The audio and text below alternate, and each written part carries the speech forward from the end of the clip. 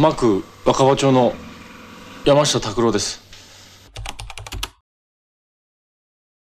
운하기는 1997년 이마무라 쇼헤이 감독이 요시무라 아키라의 소설 어둠 속의 빛을 원작으로 하여 연출한 일본 영화입니다.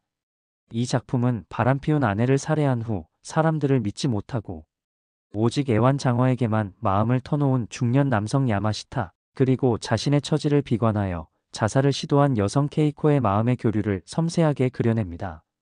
이마무라 쇼헤이 감독은 이 영화로 칸 영화제 황금종려상을 두 번째로 수상하는 영예를 안았고, 주연 야쿠쇼 고지 역시 국내외 유수의 영화상을 휩쓸며 일본을 대표하는 배우로 자리매김했습니다.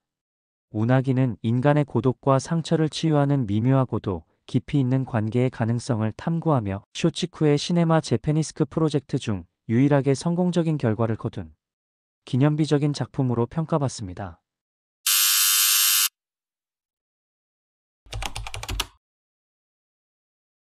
결론부터 말하자면 운하기는 관계의 본질을 탐구하는 영화입니다.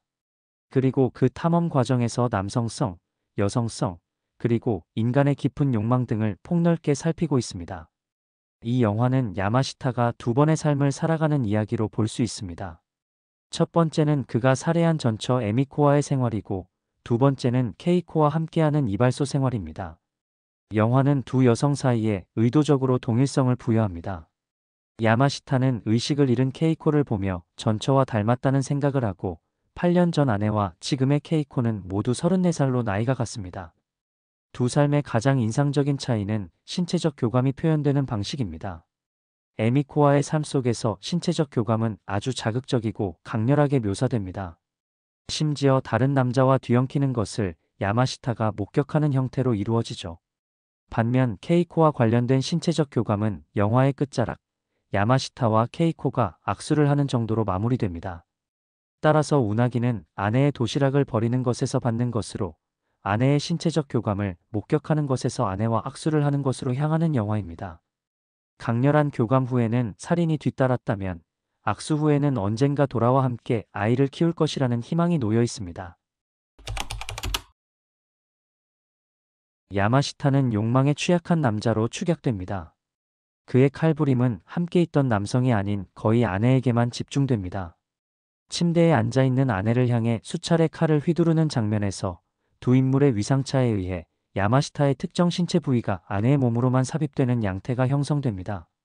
나홍진 감독의 추격자에서 프로파일러가 영민에게 너 발기가 되지 않아서 정을 상대방에게 박아 넣음으로써 흥분하는 거 아니냐고 도발하는 장면과 유사합니다. 불안정한 욕망이 비틀린 방식으로 나타난 것이죠. 영화는 이에 대한 직접적인 언급도 제공합니다. 야마시타의 교도소 동기였던 다카사키가 너 침대에서 잘 못하지, 어린애나 다름없지라고 조롱하는 장면이 그것입니다. 다카사키는 야마시타의 내면 혹은 분열된 자아를 은유하는 인물로 보이기도 합니다. 영화에는 관계와 욕망이 세상의 기저에서 많은 것들을 제어하고 있다는 분위기가 깔려 있습니다. 다카사키는 경전도 읽고 피해자 무덤도 가서 회개도 했는데 변하는 것은 아무것도 없더라. 나는 그냥 강간을 하고 다시 교도소에 들어가겠다고 말합니다. 그의 멘트에 의거하면 종교 위에도 인간의 본능적인 욕망이 있는 것입니다. 케이코의 플래시백에서도 이는 드러납니다. 그녀의 옛 연인 도지마에게 돈 문제가 있을 때 거물이 케이코에게 내 여자가 되어주면 도지마의 돈을 해결해주겠다고 제안합니다. 이 시퀀스는 사랑, 권력, 돈이 깊은 관계로 통제되는 듯한 면면을 그리고 있습니다. 이마무라 쇼헤이 감독은 세상의 모순과 균열을 인간의 관계와 욕망, 그 아주 깊은 부분을 파헤침으로써 탐구하고 있으며, 그에 대한 본인의 솔루션으로 과도한 신체적 교감의 무화를 제시하는 것처럼 느껴집니다.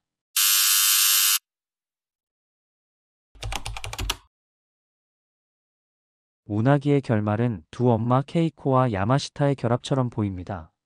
케이코와 도지마의 사건이 마무리되고 마을 사람들이 작은 파티를 열 때 케이코는 춤사위를 선보입니다.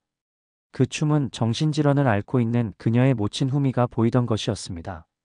그러니까 케이코는 그 순간 엄마와 등호가 형성되는 것입니다. 야마시타 역시 후미와 일치되는 부분이 있습니다. 케이코와 도지마의 육체적 관계 신에서 그들의 교감 도중 후미가 난입해 칼로 자신의 손목을 자해하는 장면은 야마시타가 전처 에미코와 외간 남자의 육체적 관계를 목격하는 장면과 조응을 이룹니다. 야마시타 역시 후미와 포개지는 것이죠. 야마시타는 문득 이런 질문에 빠집니다. 자신에게 아내가 바람을 피운다는 편지를 준 사람은 누구였을까? 아니, 어쩌면 그런 것은 원래 존재하지 않았던 것은 아닐까? 즉, 야마시타 자신의 내면의 소리는 아니었을까?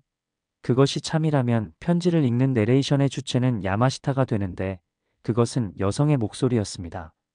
이는 야마시타 역시 여성이라는 코멘트처럼 느껴집니다. 따라서 운하기는 여성과 여성이 결합해 아이를 잉태하는 결론에 도달하는 영화입니다. 그 속에 남성이 되어 강렬한 신체적 교감이 이루어질 구석이 없습니다.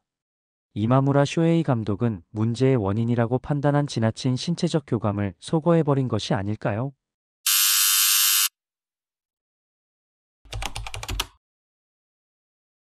이 작품의 제목인 운하기는 뱀장어의 일본어입니다. 처음부터 끝까지 영화를 지배하는 장어는 이 작품의 핵심 상징입니다. 가장 먼저 고민해 볼 수 있는 접근은 운하기와 야마시타 사이에 등식을 형성시키는 것입니다.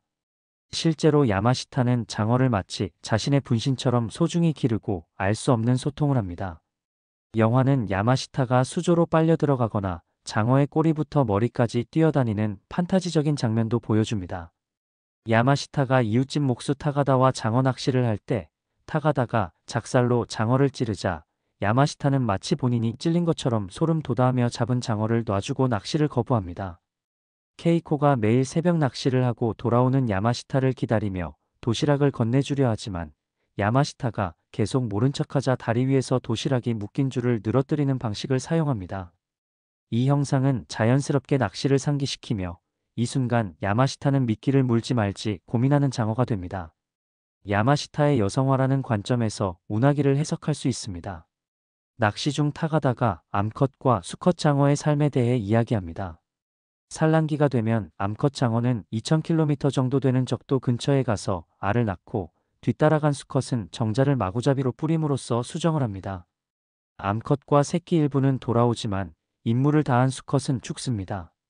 가석방 기간 동안 무리를 일으킨 야마시타는 1년 정도 다시 복역하게 되지만 아이를 잘 기르고 있으라는 말을 하는 것을 보니 그는 케이코에게 회귀할 것으로 예상됩니다. 적도 근처에서 돌아오는 암컷 장어와 1년 후 돌아오는 야마시타는 공명합니다. 또한 야마시타는 정자를 흩뿌리지 않았는데도 아이가 생겼으니 누구의 씨인지 모르는 새끼를 잉태한 암컷 장어와 결이 유사합니다.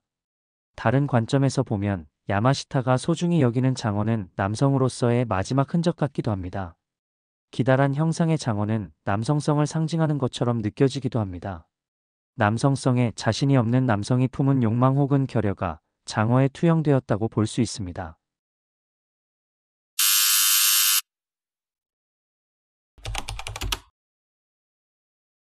영화 속에는 다소 황당한 캐릭터가 한 명 있습니다. UFO를 기다린다는 청년 사이토입니다. 그는 야마시타와 꽤 잘 통하는 인물로 둘 모두 이방인 취급을 받는다는 점에서 서로 공감합니다. 영화의 끝자락 야마시타가 떠난 뒤 케이코와 사이토는 대화를 나누며 언젠가 UFO가 돌아오지 않을까라는 멘트가 오고 갑니다. 돌아올 UFO, 산란 후 돌아오는 암컷 장어, 복역 후 돌아올 야마시타는 공명합니다. 사이토는 야마시타에게 이발소를 상징하는 원통형 간판을 빌려달라고 합니다. UFO와 교신하기 위함입니다. 청년이 논 위에 심벌을 만들고 그 가운데 원통형 간판을 위치시키는 모습은 남성적 상징처럼 보이기도 합니다. 그 기둥은 야마시타의 장어와 동일한 의미를 갖는 것처럼 느껴집니다. 직접적으로 말해 남성성의 상징.